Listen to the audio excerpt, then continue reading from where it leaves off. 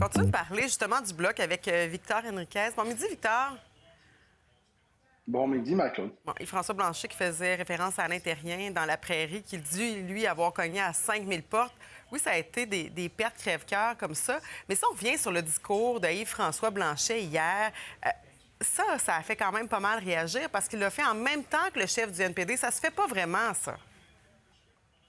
Non, ça se fait pas, puis je trouve ça dommage qu'on ait eu à choisir entre les deux discours, Marie-Claude, parce que hier, M. Singh annonçait son départ de la vie politique, un discours très touchant, très émouvant. M. Blanchet a décidé de le faire exactement en même temps.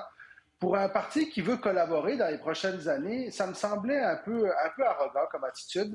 Et hier, M. Blanchet avait un ton très différent à celui de ce matin, parce qu'il faut le rappeler, hier soir, lorsque M. Blanchet a pris la parole, il avait la balance du pouvoir entre les mains. Ce matin, c'est le NPD et les Verts qui ont cette balance. Donc, ça change un peu les rôles. Et M. Blanchet, ce matin, était plus en douceur. C'est dommage pour M. Singh, par exemple. Ouais. M. Blanchet qui a aussi été critiqué là, par le Parti québécois, là, pas Saint-Pierre Plamondon, qui n'a pas été très tendre, ni à l'élection de Mark Carney, mais ni aux gestes posés par M. Blanchet. Ça non plus. Puis il me semble qu'on devrait revenir avec un petit peu plus d'élégance, hein. Cette élection nous a démontré que les gens ne veulent pas non plus des tons acerbes entre les élus. Et je trouve que la critique a été extrêmement dure envers M. Blanchet parce que M. Saint-Pierre Plamondon a dit qu'il n'avait pas été assez dur envers les libéraux, que le ton de la campagne n'était pas le bon. Moi, je pense même que M. Blanchet, avec son message, a plutôt peut-être sauvé les meubles pour le Bloc québécois. Donc, je ne suis pas convaincu de l'analyse de M. Saint-Pierre Plamondon, mais il me semble qu'à un an d'une élection provinciale, M. Saint-Pierre Plamondon devrait peut-être aller chercher des alliés plutôt que critiquer la stratégie des autres partis. Victor, parlons maintenant de Pierre Poilievre, qui, lui, n'a pas réussi à se faire réélire dans son comté. Quand même un coup dur, mais il s'accroche pourtant. Alors, pour les gens qui nous écoutent, ce sera le téléroman des prochaines heures, des prochains jours et des prochaines semaines même. Est-ce que Pierre Poilievre pourra rester, devra demander à un élu de quitter?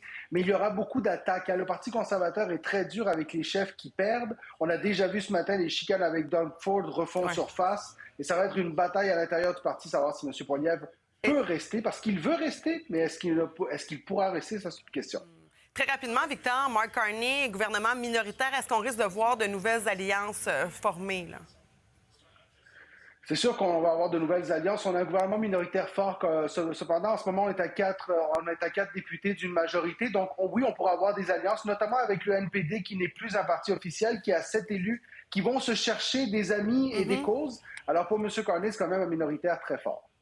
Merci beaucoup, Victor. Bonne journée.